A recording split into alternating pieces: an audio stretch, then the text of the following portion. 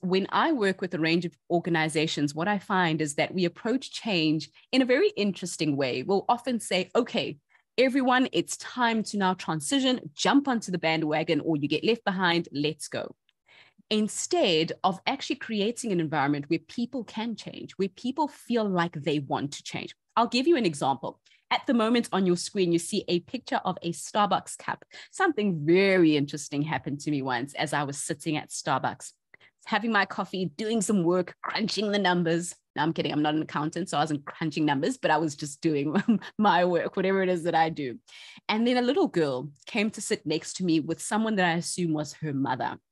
They sat down next to me and I couldn't help but overhear the conversation they were having. And not that I was eavesdropping, but I could just hear what they were saying. The little girl sat down and she ordered a cinnamon bun. She bit into that cinnamon bun with so much joy on her face. And then she turned to her mother and she said, "Oh, Mom, you know what? This is the best day of my life." The mom then turned around really, really quickly and said, "Oh, you've said that before. You've said this before. It's not the first time you're saying this is the best day of your life." And then she turned around and said something that I will never forget. And I hope that if you take nothing else away from this masterclass, it's this sentence. She turned back over to her mother and she said, "Well, Mom, this is the new best day of my life."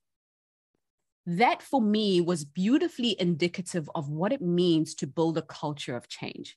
Building a culture where people are excited about changing means having people say, this is the new version of ourselves. This is who we are now, instead of holding on. And we'll talk about that process of letting go and grabbing hold, but a process where people can say, this is the new version of company X. This is who we are now. This is how we step forward. And we are happy to do that. Instead of that's who we used to be. Why don't we go back? So it's managing that beautiful balance between those two perceptions and those two ways of seeing.